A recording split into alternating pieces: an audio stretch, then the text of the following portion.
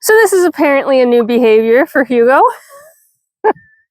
This is the second time I've taken the dogs for a bit of a longer walk. Last time was out into the woods where the pumpkins were. This time it was over to the hayfield. And both times I've come back to find him just sitting on the driveway like a school kid waiting for the bus. It's okay, buddy. We're back. Did you miss us? Apparently, after his big adventure into the woods, he realized that, oh, Tonka! Hey, out. Sorry, did not mean to yell at you guys. Apologies for that. He got a little overly excited for a second and thought he could come in without permission. He needs permission to enter, or he's supposed to get permission to enter.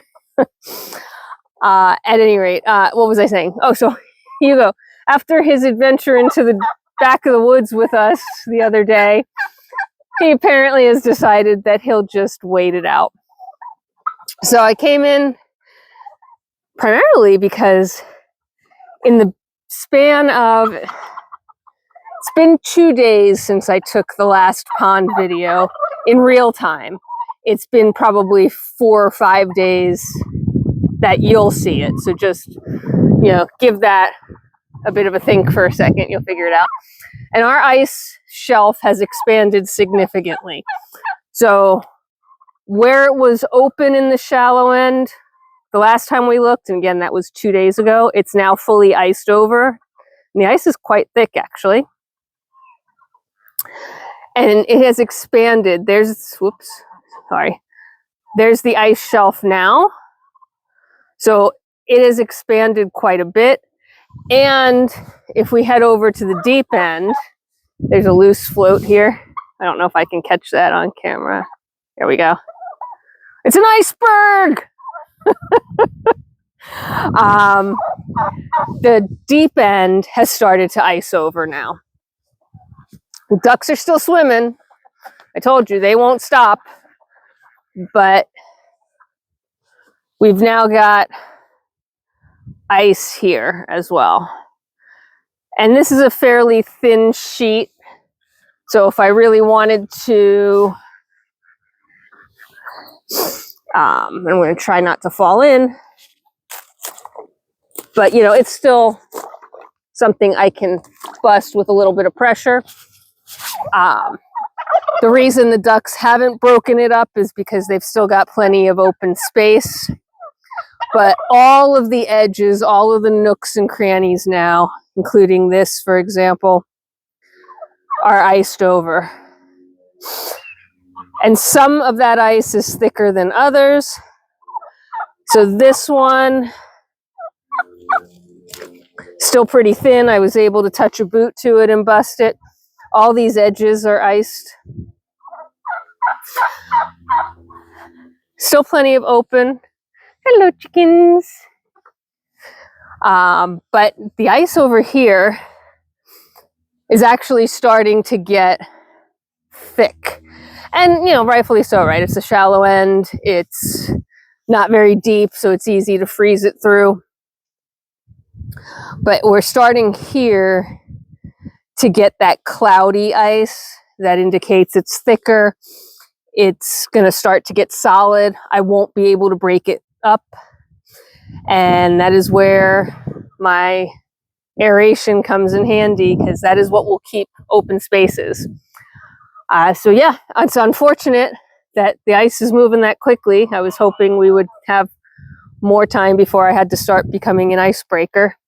But even here where there's some water, you know, the ground is iced over. I don't know if that's even visible on camera or not.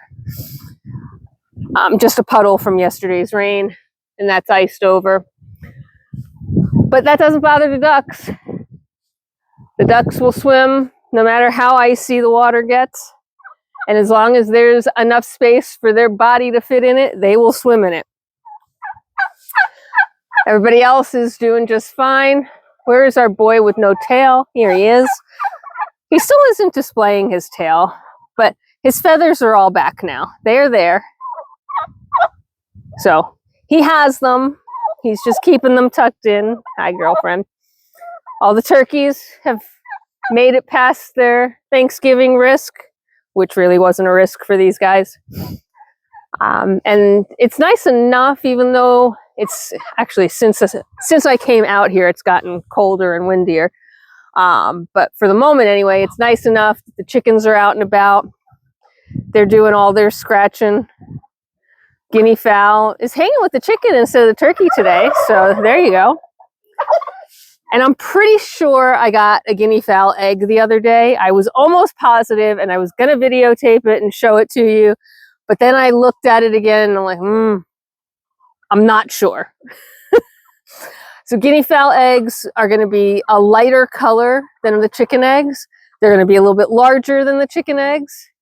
But when I took them all out and I was going to lay them out and compare them, I realized that the comparison wasn't necessarily as dramatic as I originally thought. And then I questioned myself. So we'll wait for more solid confirmation that it is a guinea fowl egg and that it is, she is a she. But I'm pretty darn convinced. I'm still not sure about this goose at all. This goose is now spending half his time or her time with the goose flock and the rest with the turkey that he or she was raised with. So, we're starting to see a transition to becoming a goose. But I probably won't know goose or gander until next year.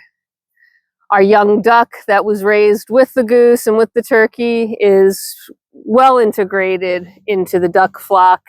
That bird is definitely a girl. I don't need to wait for confirmation on that. So we definitely had a duck that was our singleton. We have an unknown goose or gander. All our turkeys have had their gender reveal. And our guinea fowl, I'm pretty sure, is a female. So that's the story right now. Our ice, we've got a couple of different icebergs now that I've been watching. And the ducks will move the icebergs around too with their swimming. They're not really icebergs. They're more like ice flows. And somebody will give me some scientific term that I should be using, I'm sure. But there are sheets of ice that have broken free from the larger sheet of ice, and they're floating around in the pond, and the ducks are just moving it around as necessary. But yeah, that's what we're seeing. And I would say with the freeze temperatures that we're expecting for the next several days that are going to get even colder than we have been, it's a good chance that the pond's going to be pretty solidly closed over, and I'll continue to show you that progress. So I hope you are having a fantastic day wherever you are in this world. Take care of yourselves, take care of each other, be kind, and I will see you the next time we visit with our birdie friends. Bye for now.